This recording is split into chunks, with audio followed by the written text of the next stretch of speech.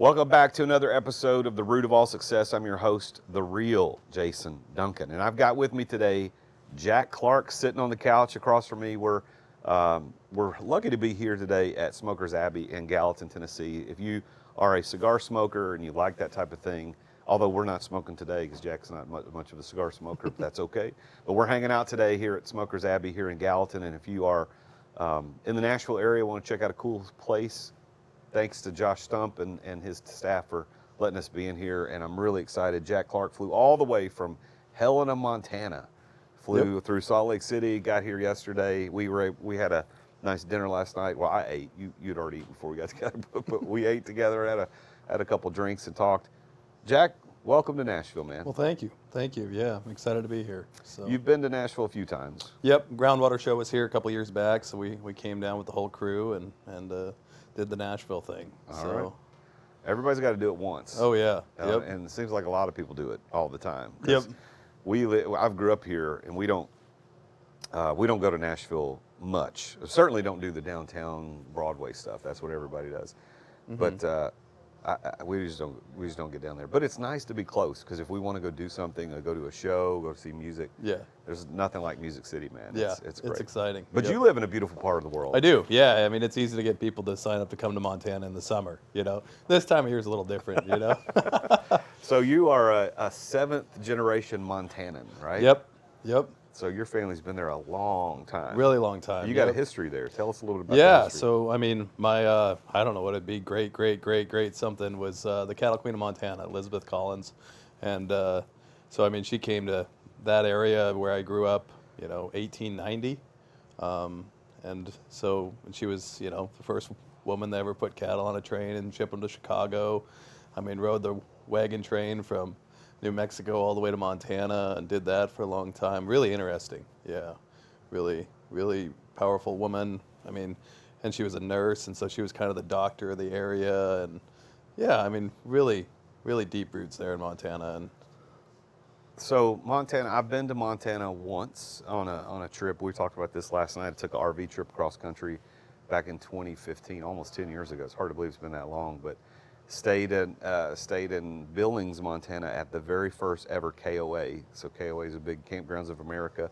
We got to stay at the very first one right there on the Yellowstone River, and it's just they call it big sky country for a reason. Oh yeah. The skies are so much bigger out there. Oh, it's beautiful. Yeah. And you just don't, you've been there your whole life. Oh yeah. So you take it for granted, I'm sure, but you have to so a little beautiful. bit. Yeah. I mean, it is. I mean, you can be in the mountains or on the lake within 5-10 minutes of the house. I mean, it's just incredible. So we're here today to talk about success, but we want to talk about your story because, I don't remember how we were introduced and how we got together, but you're building a company called 180 Water, and it's 180waterfranchise.com, and you're helping people open franchises to do water well pump maintenance and service, right? Yep. I get that yep, right? That's 100% right. And but you have been what you were telling me is that well water pumps, although not necessarily a sexy industry, but most of the people that are in that industry are mom and pops. It's a $15 billion industry across the United States. Yep. But most people are mom and pops that are doing it, but you are first generation doing it, right? Yeah, so it's kind of a different mindset in terms of that. Like, everybody's very generational. So this is the way my granddad did it. This is the way we're going to do it, And so we're kind of updating the industry a lot too, and just kind of making it more what people expect out of a service industry now. I mean, in terms of the technology and the service and the quality and all of those things that are kind of built into it, that is just missing out of the water well industry. And so it's been kind of nice to just, kind of think about it in the broad scheme of things in terms of being able to open locations and those little differences that you can make broadcast across all our locations make a big impact.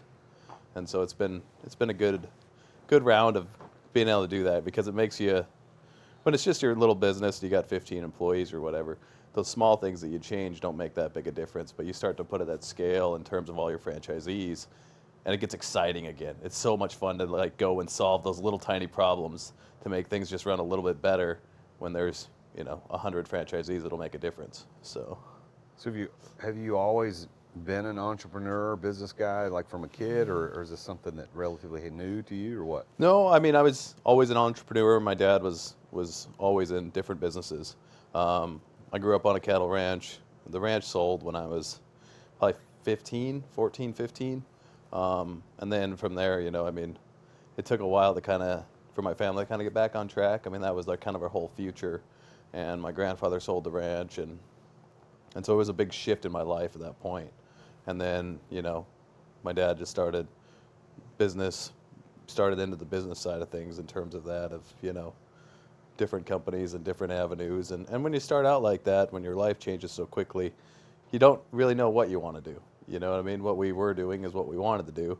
And so it was a shift. And so there was a lot of different businesses and a lot of different opportunities and stuff of trying to find the path that he wanted to be on. And so that was a really good experience for me. I mean, I've done everything from cut concrete to run excavator to sell meat in downtown Bozeman. I mean, I had a kind of a wide variety of different things. And he was always interested in the water well industry, and our neighbor growing up was a water well industry. And it's funny, my dad almost bought the same rig I did, probably 15 years before I did. And so that's kind of how I got started into it, is I knew I'm a dyslexic guy, so college wasn't really for me.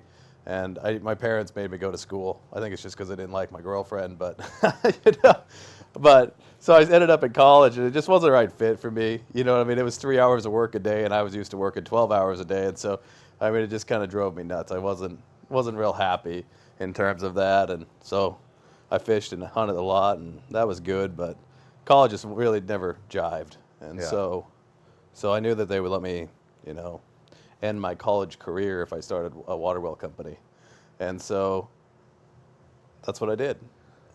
All right, so college was not for you. Mm-hmm. You said, if I do something different, I'm going to start a company. Water well, you'd been introduced to it, had an understanding of it, but really, Yeah. nobody had done it. Yeah. Well, let me ask you. Let me go back before we get into that. I think something you said is pretty interesting. Your grandfather sold the ranch. How big of a ranch? 20,000 acres. God, 20,000 acres. Yeah.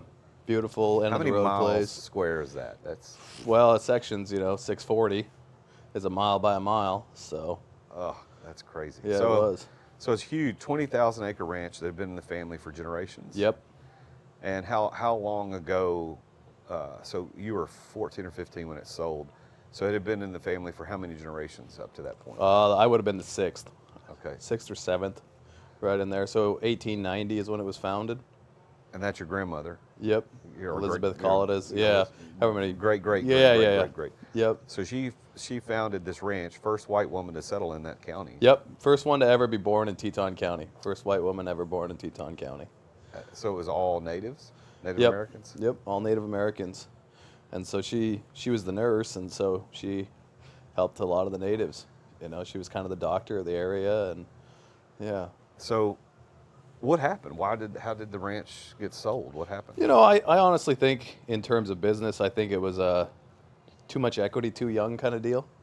I think my grandfather was, I mean, not equipped to operate the ranch in the way that he was supposed to. I mean, when you build it, you understand that what it takes to do that, and when it's, when you inherit it, it's different. And so then, I mean, you have this huge ranch that's worth X amount of dollars.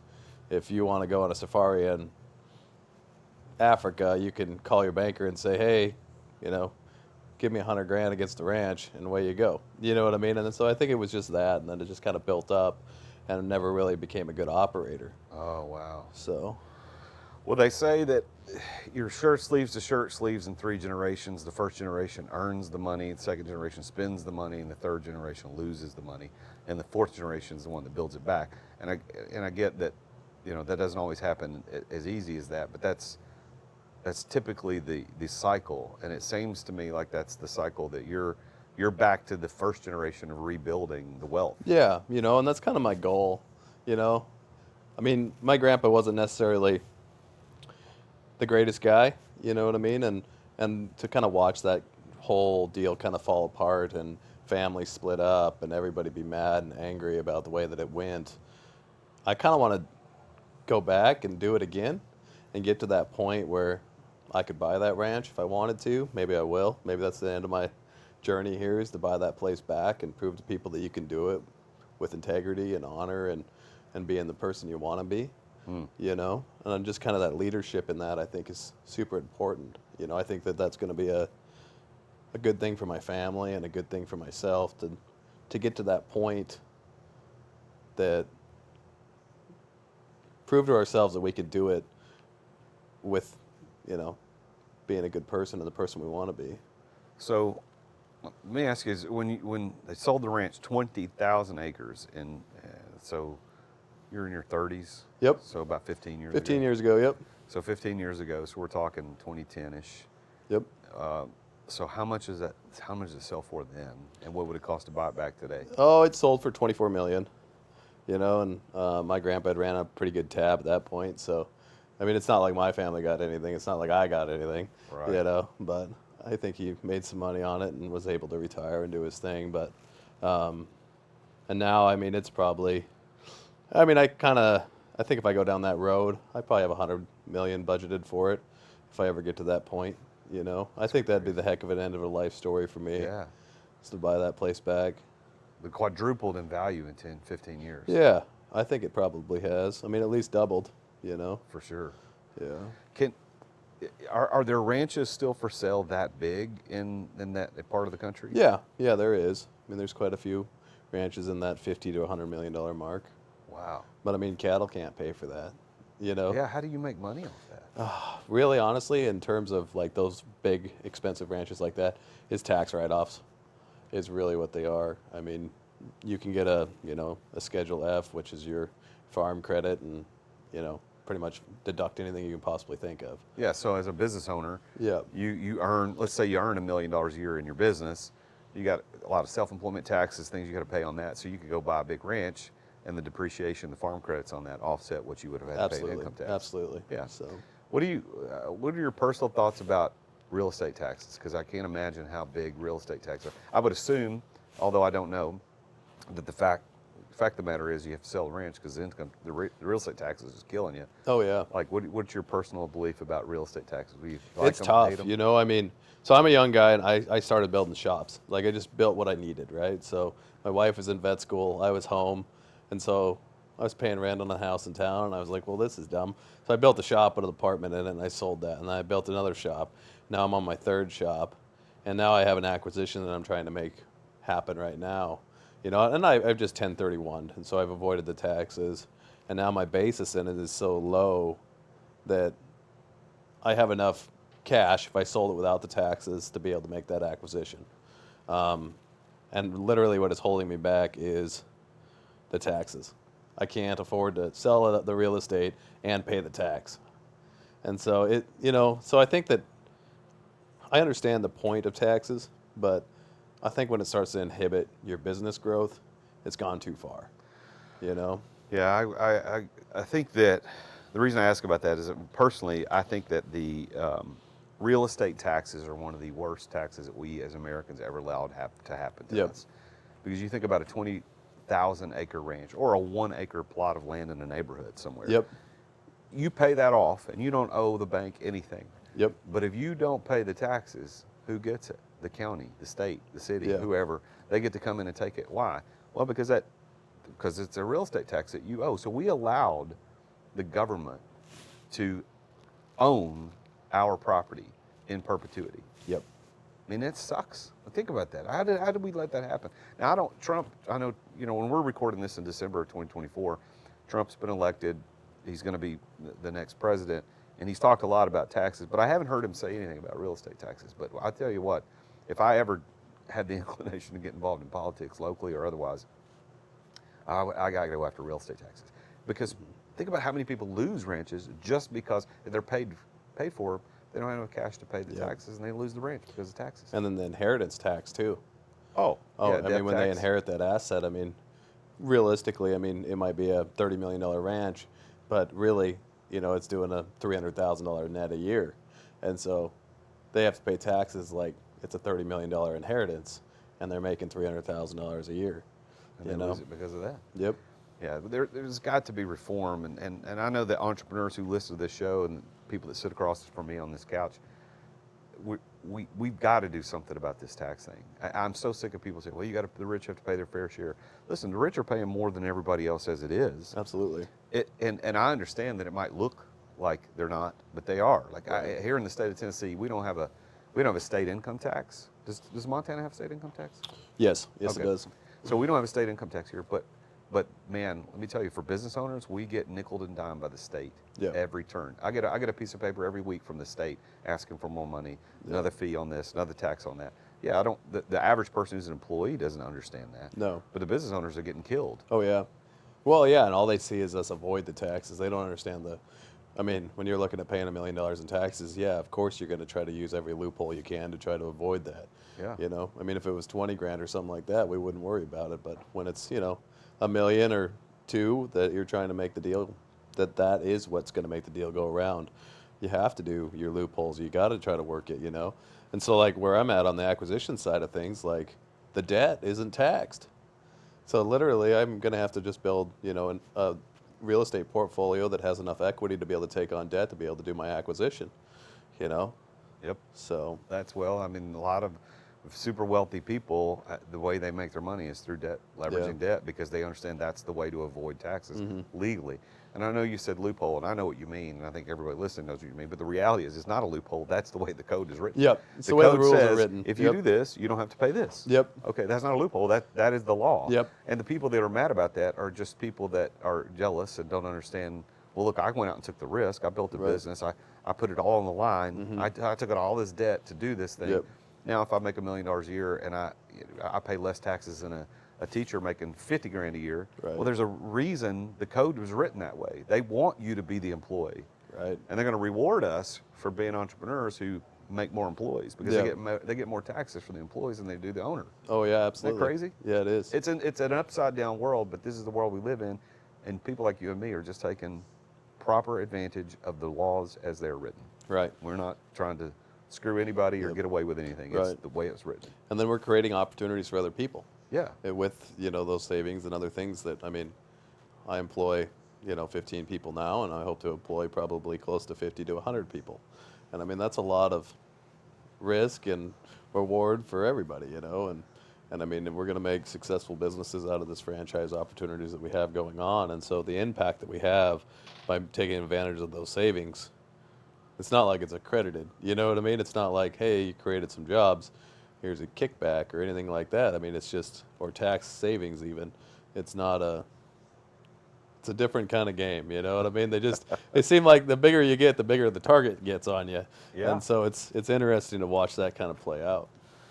When was, do you remember in your entrepreneurial journey when you kind of became aware of this whole tax and money game? You're like, wait a minute, this is not what I thought it was going to be. Did you have an awareness moment of something? Yeah, it's as soon as you take your foot off the gas pedal. Let's take a quick break to thank our amazing sponsors for making this podcast possible.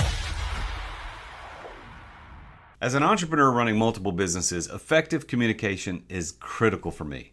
I've tried all kinds of outreach tools over the years, but none have compared to Dubb when it comes to driving real results, and that's DUBB. I was one of Dubb's first users. I think it was like 7 years ago when they first launched, and I've been a loyal customer ever since. Dubb has completely transformed my prospecting, my client communication strategy, and here's why. Dubb makes it simple to record personal video messages and share them across email, SMS, social media, and more. And this brings back the face-to-face connection that's missing from most digital outreach. And what happens is my prospects instantly feel more engaged when they can put my face to my name. I end up building a stronger relationship faster by incorporating these video messaging into my workflow. Dubb also provides tracking and analytics so I can see exactly who engages with my videos and how they respond to them. Their automation and their CRM features help me nurture leads and close more deals. That's what we're trying to do, right, as entrepreneurs. So after using Dubb for years, I absolutely can't recommend them enough. Ruben, those guys over there are phenomenal. I love Darius. They're all great guys. It's become an invaluable tool that I depend upon to run my businesses efficiently. And if you want to boost your outreach and see amazing results like I have, head over to therealjasonduncan.com/dub. That's DUBB, and you can try it completely for free. No credit card required. You get the first 50% off your first 2 months, by the way, if you use my link. You need to take your prospecting to the next level with video messaging from Dub. They're my go-to sales communication platform for nearly 7 years and counting. Go to therealjasonduncan.com/dub. Try it for free, no credit card required, and you'll get 50% off your first 2 months as well. Thanks for listening to our sponsors. Now, back to the show. And that's when it becomes an issue. I mean, if you just want to grow your whole life and expand your company as fast and as hard as you can, take out debt, expand, keep buying drill rig, keep buying everything, probably never going to pay taxes. Not until you get to the end of your career and shut it down. But the guy that wants to slow down and plane out and say, you know what, I'm good. I got 15 employees. I got a great life. I'm going to settle down. I'm going to take care of my family. That guy's going to get the heck taxed out of him. And that's kind of when I realized it, is when I took my foot off my expansion of my, current Western water wells and shifted into 180 is really when I felt that. As I didn't need equipment. My guys, my franchisees are buying equipment. They're expanding. I kind of retracted my company to running a really tight crew and just kind of took a step back and then put franchisees around me that are all doing really well and successful, and kind of took that extra out of it. So I didn't necessarily need, 20 different trucks. I need 10. And then that's really when the taxes kind of kicked in. Yeah.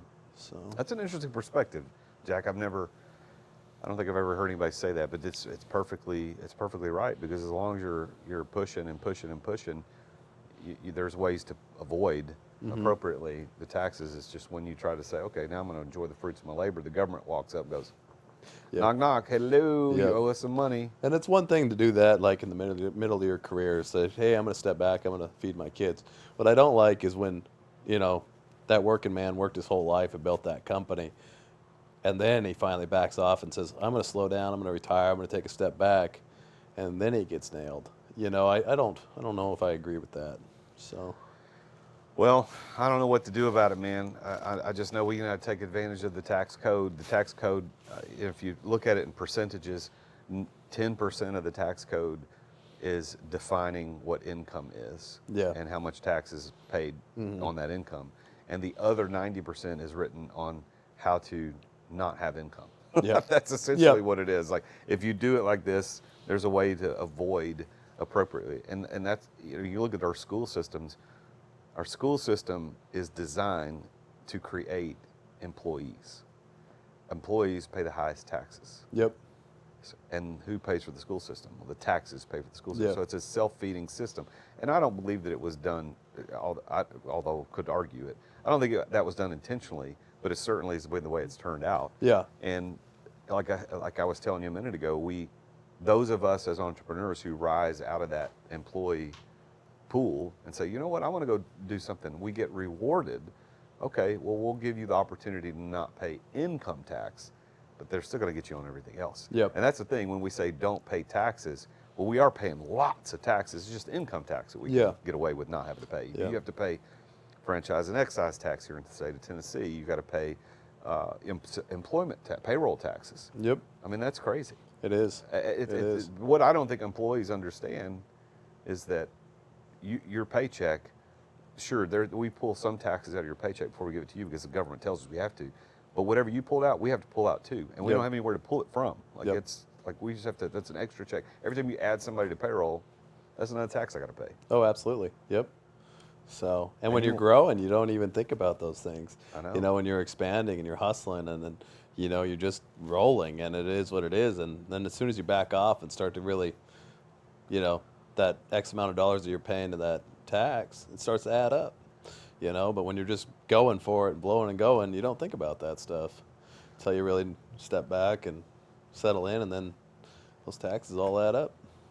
So let's get back to your story as an entrepreneur. So you decided, I'm leaving college, I don't like this thing, 3 hours of work. I'm ready to work 12 hours a day, because you're a cattle rancher. You want to be able to do this. So you decide water wells is the thing you're going to get into. Yep. Why? Why water wells? So my neighbor growing up was a really renowned water well guy. I mean, just had a really nice, clean company and did really well. And then there was another guy in town that didn't do so well. And, he kind of had a reputation of being a little, how do you say that politely, out there. He was a little out there, but the thing about that is everybody knew he made a killing. And so it was very known that, like, wow, if he can make a killing, then this industry must be incredible. And so everybody always talked, like, everybody in the town probably thought about starting a water well company because of this guy. And so I think it was, so between those two, so I kind of got to see the one side of, like, wow, this is the way you do it right. This is a really nice, clean-cut company. And then kind of got to see the opposite side of it, and both very successful guys. And so there was always an interest in the water well industry in our little squirt town because of that, and that kind of divide in it. So, and nobody could ever get a well drilled either. There's people waiting 2 years to get a water well drilled. So, Really? oh yeah, it's that way all over the country. So your business, the Western water wells, you're actually drilling wells. Yep, we drill wells. But your 180 is all service. is all service only, Yeah. and that's the franchise model you're building, which we'll get to in a minute. But Yep. I want to make sure I understand. Western water wells, you started in 2014. Yep. And so 10 years ago, and you started drilling wells on private property for people to have Yep. water. Yep. So. And you got to have a lot of equipment to do that. Yeah, you do. I started out with a $50,000 drill rig. I literally came out of college. I was night calving, so I was working nights and then going to my 3 hours of classes. So saved up some money, sold my ranch horse, and put a down payment on a drill rig with the same banker I have today.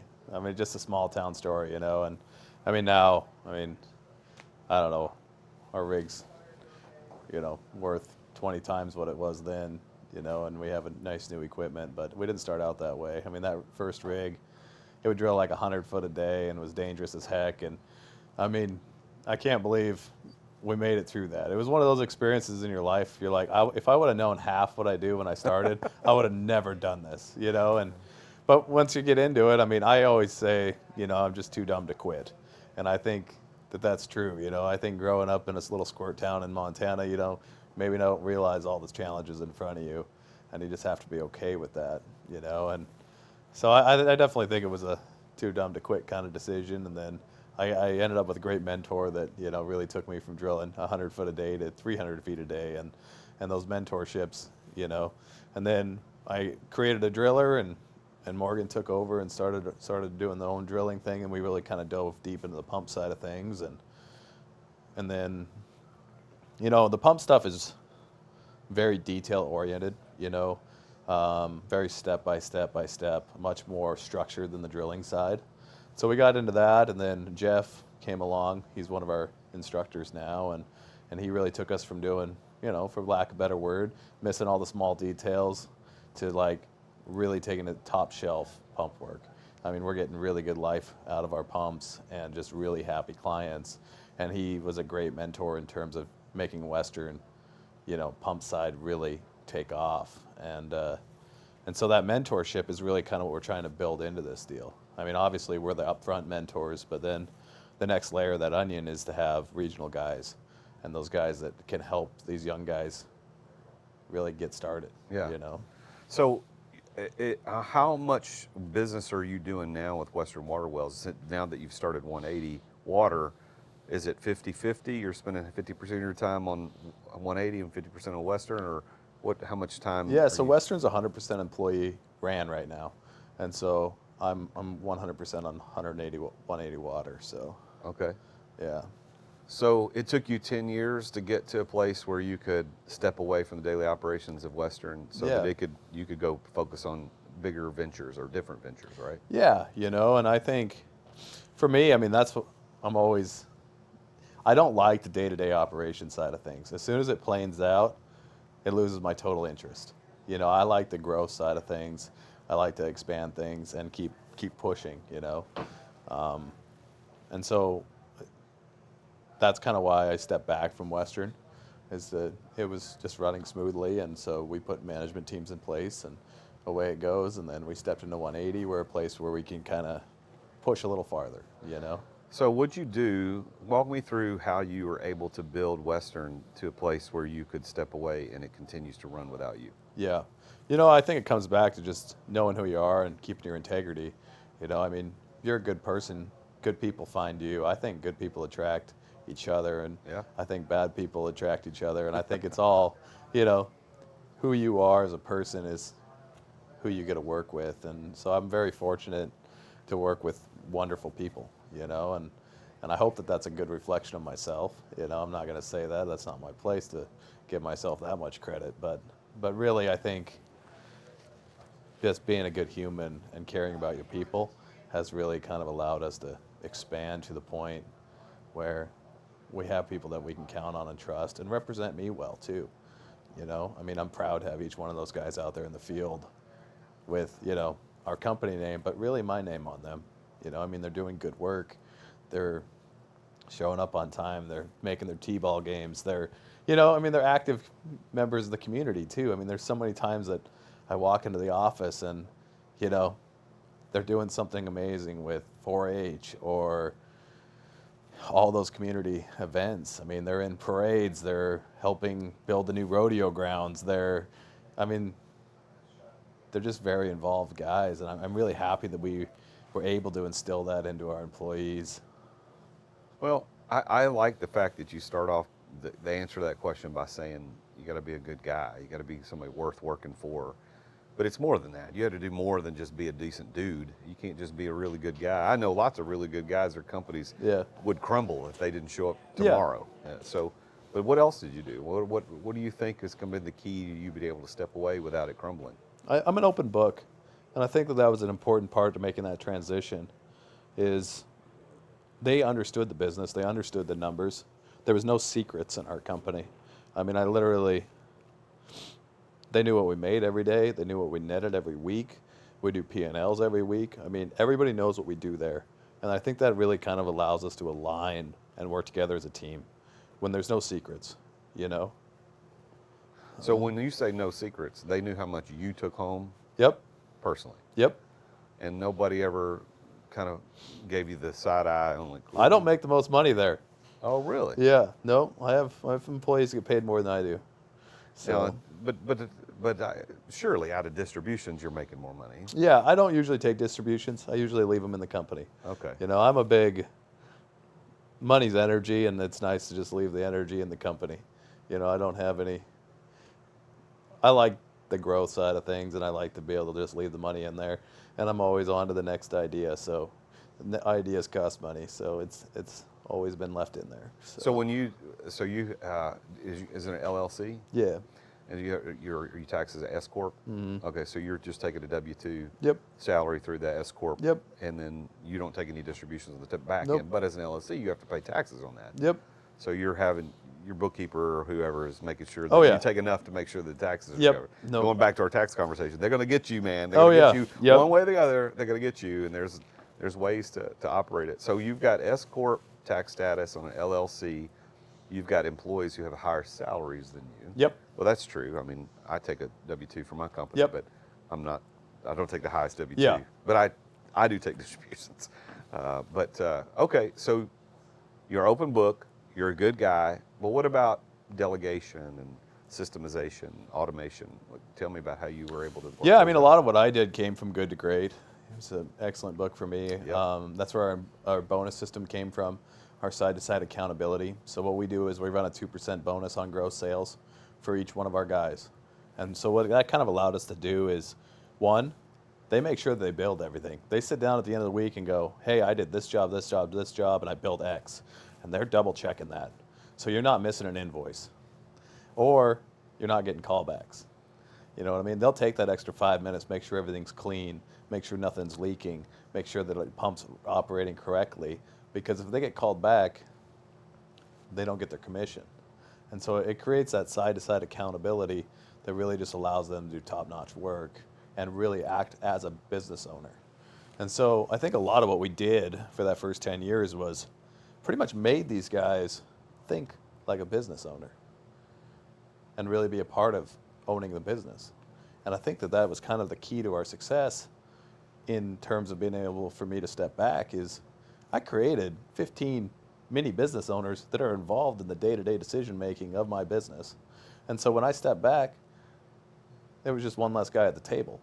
They're still making the decisions the same way amongst each other. And so I think that like that's kind of where that owner-operator model came from, is that that's the way we ran our business forever. So Yeah, you got your employees are bought in. They have ownership, maybe not technically, but they have mental ownership of the business, and they own the process. Yep. And you believe that's been helpful. Oh, absolutely. How has the business? I know you started 180 Water. You started your franchising 6 months ago. Yeah. So 2024 was when you stepped away. Yep. So when you stepped away from Western, has there been growth, or is it steady, like it used to be? What's happening financially to the business now that you're not? They're growing. You know, I mean, they really are. I mean, they're stepping up. I mean, their sales are good. Their relationships are good with our clients. You know, is really what we found. I mean, you can see it in our reviews. It went from, man, Jack and his crew are awesome, to Western Water Wells is great. 180 Water is great. Man, he answered the phone at 7 o'clock and they were out here the next morning doing a great job. Like, you can just see that shift in your reviews even, and the way that your company is operating, that they've really kind of just stepped up and taken that. That's gotta feel good. It is. You know, it's really cool because I think another part to like building a successful company is always making sure those guys are moving forward. You know, and I mean, I'll hire a guy to sweep the floor of the shop and tell him like, hey, you do a good job here, you're going to be on a pump truck in 6 months. And if you do a good job there, you're going to be running a pump truck in 6 months. And then you're going to be getting paid commission, and then your whole life can change. You know, I mean, we'll take you to the next level. We're not going to, we don't expect you, and we don't want you to be a shop sweeper. You know? And so I think like just always giving them an avenue to continue to improve is huge. Yeah. Now 180. When did you start 180? I know you started franchising 6 months ago, but Yeah. you had to start it before then. About 3 years it took me to really get it off the ground in terms of like the legal documents, the FDDs, the lawyers. I mean, we are a legitimate franchise. We did everything perfect. We did everything right. I mean, there's no gray areas. There's no nothing. I mean, everything is completely done properly, and that takes a long time. You know, and a lot of your profit, money. Yeah, and a lot of your profit distributions go into that. You know, Yeah. so. Well, that's money you didn't have to pay income taxes on, but you had Yep. to give it to the lawyers. Yep. Lawyers, Because accountants. the federal government is in charge of the franchise laws, right? Yeah. You know, I think the franchise definitely got some black eyes. You know, it sounds like it kind of started out like the wild, wild west, and so there's a lot of regulation on franchises now. And I think a lot of it's good. You know, I mean, I would hate to have. I mean, you just think about that, right? Like a high-pressure sales deal where you're selling somebody a franchise and they're paying a franchise fee and then they never get off the ground. Like, that's terrible. And so, I mean, obviously that's not the way we're going to do business, but it's kind of nice that there's a lot of things in there to protect people that are looking to start a business, because there's a lot to know, and it's a scary and it's a big venture. And so I'm glad that there is some regulation on it. You know, it's easy to follow. It's very well laid out. So. But it's 3 years and a lot of money. Oh yeah, to get off the ground for sure, you know, and then there's a lot of registration states and filing states, and so it's a different world, you know, and I think the biggest difference was going from like, you know, a water well industry there's no data on the water well industry really. I mean, there's some great surveys and some other things that we use to kind of help us, you know, scale our franchise side of things, but in terms of a day-to-day basis, it's not like, hey, you're going to get 10 phone calls and sell a 200-foot well. In the franchise world, there is. Let's take a quick break to thank our amazing sponsors for making this podcast possible. I finally got it. It's the brand new Relay credit card. So check it out. I'm gonna do a little unboxing for you so you can check this out. So here we go. Nice little case, kind of like the American Express. You know, they're not playing. They're doing it right. Oh, look at this. There's a quote right inside that says, "Success is having to worry about every damn thing in the world except money." Johnny Cash. That's pretty good. I've not heard that one. Oh, this is nice. A little thing on the back, up to 1.5% cash back, no annual fees or interest, 30-day billing cycle. And there it is. It's the Relay credit card. It's a Visa. So I'm not going to show you my number, but there it is. Look at that. Boom. Go to therealjasonduncan.com/relay. Thanks for listening to our sponsors. Now, back to the show. And so it's really kind of fun. I'm a math guy, so it's kind of fun to be able to have like, hey, I got to make 100 phone calls to sell 3 franchises, and I have to have X amount of leads to be able to do that. So we opened 6 franchises so far, so we're open about 1 a month right now, and in that 1 a month, we have about 100 people that apply. So we're super picky about who we take on. I mean, this is a wonderful opportunity, but it needs to be a good opportunity for everybody and make sure that they're the right fit, Because I think what takes the fun out of the franchise world is if you get the wrong person on the bus. Somebody that just isn't happy, that isn't what they thought it was. And so we're really cautious of that because we want this to be fun. It needs to be fun. Yeah. So you have, so I don't know how much you could talk about it publicly because I don't know what the franchise laws are, but there's a fee to get involved in the franchise if you want to open up in a certain territory. And then there is an ongoing, I don't know what that would be, for royalty. Is it a royalty? Is that what they call it? Yep, it's a royalty. Royalty that's paid back to 180 Water Yep. to make sure that the franchise stays in compliance with the way that you're doing things. And then there's a contract, I guess a contractual time period that they have to agree to stay there. And then there's non-competes, I'm assuming, on the back end. Is all that right? All built into it, yep. So it's a 10-year contract. It's a $45,000 franchise fee is what we're operating right now. And then a 6% royalty, And so we have a lot of stuff up front, just starting out. So like that $45,000, we're basically reinvesting that into each franchise location. And then, we try to size our locations to kind of operate 3 trucks, 2 to 3 trucks is kind of what we're shooting for. We don't ever want to kind of limit somebody's opportunity, And so we would rather have bigger locations that are more successful than really, stack people in here and be tight and really focus on trying to make that 45,000. We're not greedy guys. We're not trying to get rich off this deal. We're just trying to make a steady deal. And so we have a lot of value built on that front end to really make sure. And then there's a lot of things that we're doing to make that long term, right? Because if you don't renew in 10 years, well, then I don't have anything. I got to start this whole process over.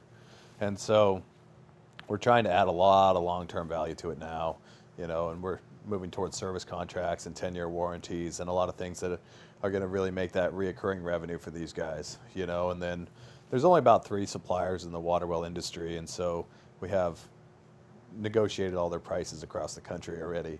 And so basically we have it to the point now where, they should be saving 16% from if they started out on their own to if they join us. And so that's going to completely cover all of their royalties. For sure. Yeah. Now, where are the 6 that you've sold that are active right now? Where are they located? Montana and North Dakota. Yeah. Montana and North Dakota. But you can do this in all 50 states? Yeah, we tried to keep our first ones really close. Like, I just figured we would miss something. And I figured it wouldn't be anything big, but I figured it'd be something small, right? Like those little details that you overlook by doing it every day. And so we really try to keep them close. And I had a way more anticipated for this deal than I thought. Like I had 1 full-time employee dedicated to go into each location for 2 weeks as soon as they opened. Like I figured that we were going to be boots on the ground with these guys. And we opened 6 locations this year, and I think our first training was 3 locations, and that was in July.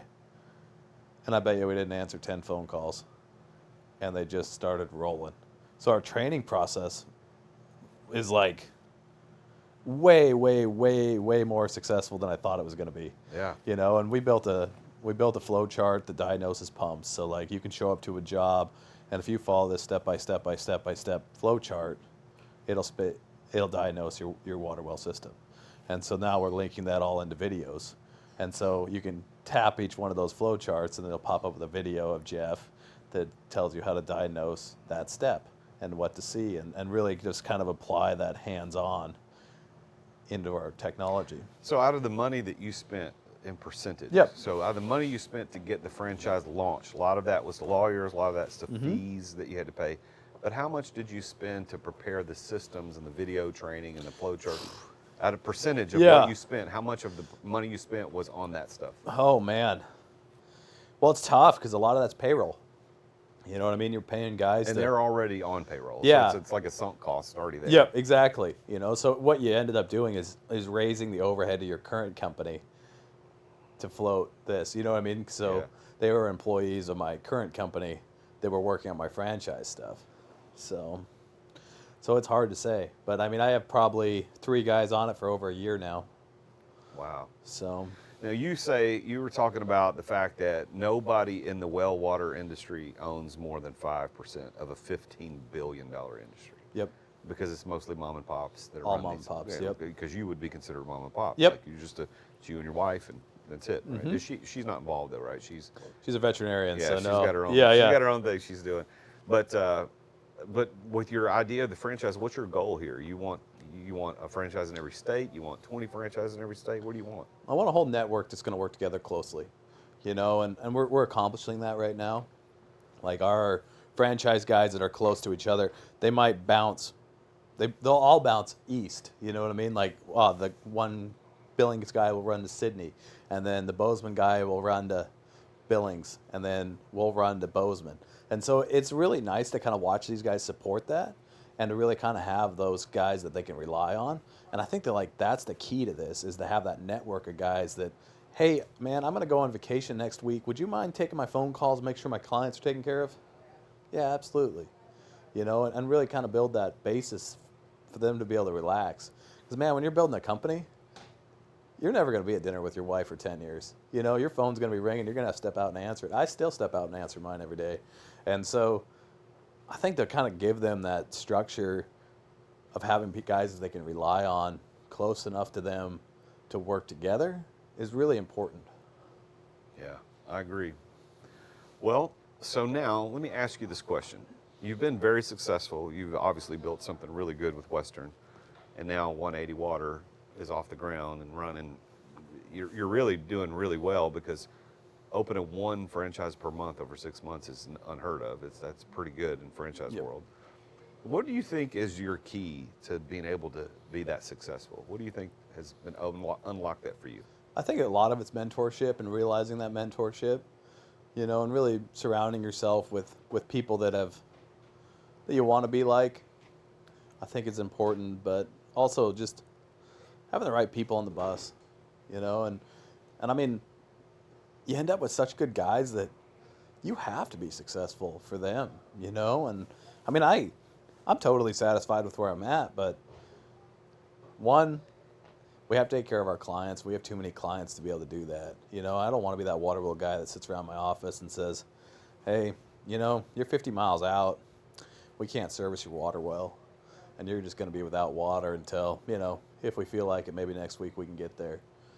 I don't want to be that guy, you know, and so it's kind of a jumbled up mess of all of that stuff compounding to we got more work to do, and we can't back off this gas pedal in terms of making sure that these people are taken care of too. I mean, it's our responsibility to make sure that people have access to clean water. Yeah. My neighbor at our cabin in Sevierville, we're at the top of the mountain, and there's only 5 houses in this community. And he's the only person who lives there full time. Everybody else is either vacation homes or rentals. And his water well went out. It's been about a month ago, and he was without water for, I think, 2 weeks. And we talked to him. We were up there a few weeks ago, and we were talking to him about getting it fixed. He said, yeah, we finally got it fixed.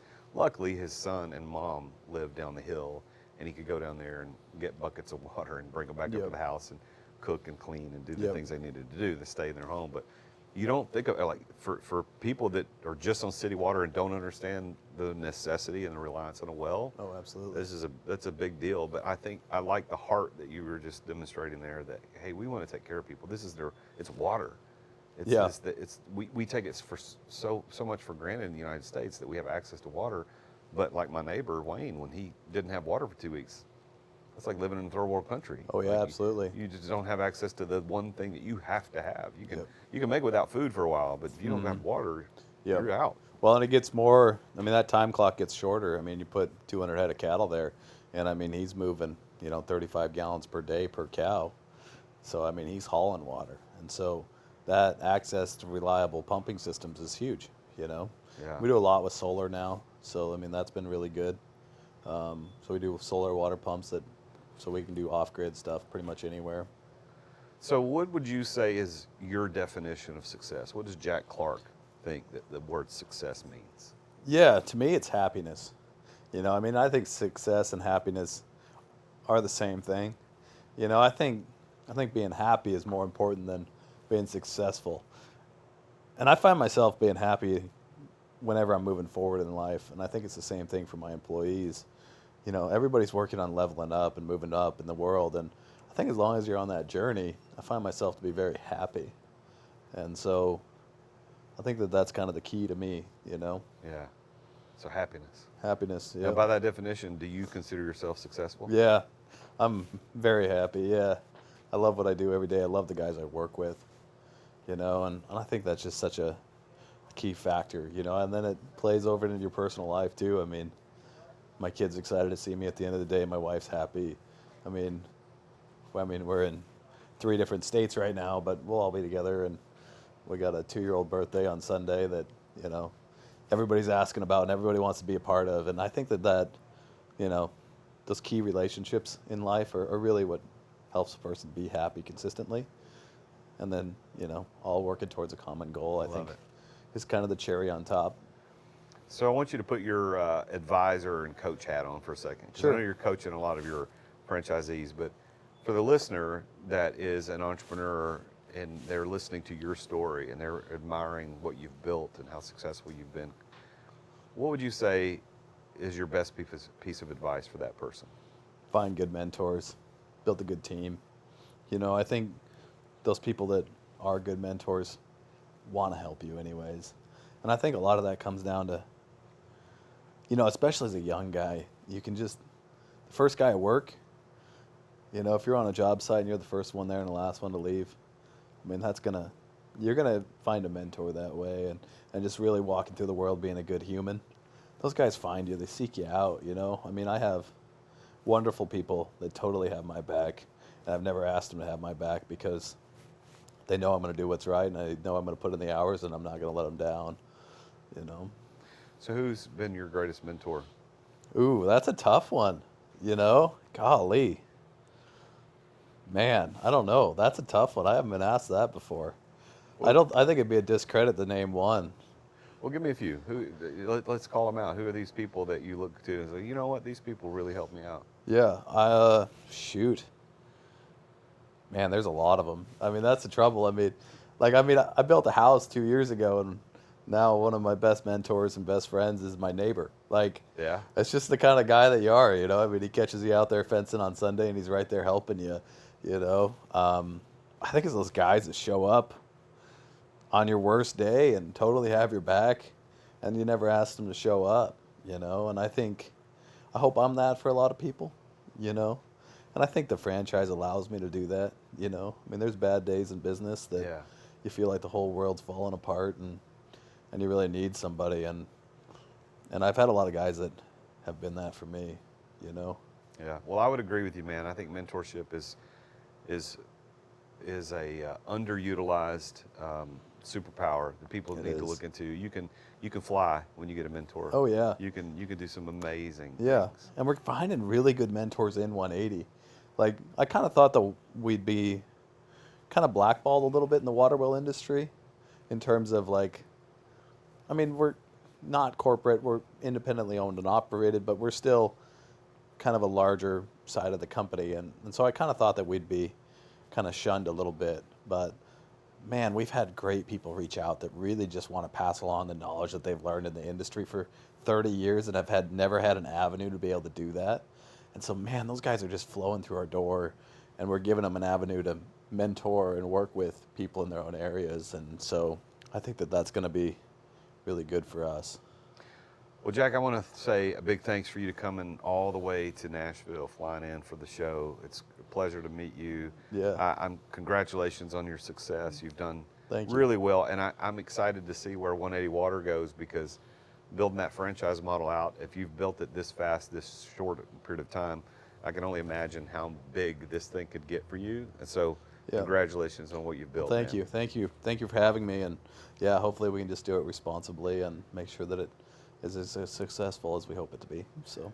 All right, so people can get in touch with you on Instagram at 180 water, and that's 180 underscore water, and use the 180 underscore water Yep. on Instagram. Also, you can look them up on Facebook, and if you're interested in the water franchise, it's 180waterfranchise.com. Anything else you want to leave with the guests or the people that are listening today? Turning around the water well industry. That's where 180 came from. So.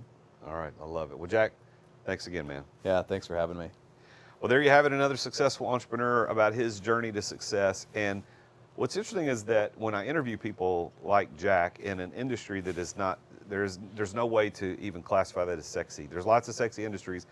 Digging wells for water is not a sexy industry, but look at what he's been able to accomplish. And the fact that he started this on the backside of saying, well, I don't want to go to college. I'm going to go start a business. And I think this water well thing will work. And then I think what's interesting about that story too is that his main business, Western Water Wells, he started 10 years ago actually digging wells, and then had this idea to do a franchise, but not in digging wells, in servicing just the pumps, because that is obviously once the well's dug, the pump is something you need. If you've never had a well, you don't know how important that pump is. I've got a place in Sevierville that's got a pump, and I had a place in Gallatin here that had a well pump, and it's very, very important that thing works and is serviced all the time. What is it that you're missing in your life as an entrepreneur? Where could you be making a slight pivot one way or the other that could open up a whole nother opportunity? I want you to send me an email. You can email me jd@therealjasonduncan.com and let me know what you're trying to do in the entrepreneurial world. And there's a guy, our voiceover guy here at the end, is going to give you some information about how you can go to the next step and get in touch with me. So make sure you listen to him. Tune in again next time when I talk with yet another very successful entrepreneur about his or her journey to success. And until then, as always, I am the real Jason Duncan, and Jesus is King. Attention business owners. Attention business owners. Feeling burnout from running your business? Uncertain if you're nearing burnout? Take our free 10-question business burnout test at businessburnouttest.com to discover where you stand. With just 10 quick questions, you'll learn how to immediately begin making changes to regain freedom and success. Cut your daily operations time in half. Improve your quality of life and prepare your business for your future exit without losing revenue or profit. Visit businessburnouttest.com now and take the test. Thank you for listening to another edition of The Root of All Success with the real Jason Duncan. If you've enjoyed this week's episode, visit therootofallsuccess.com to access the show notes and other helpful resources. Follow Jason on social media at The Real Jason Duncan. See you again next time here on The Root of All Success.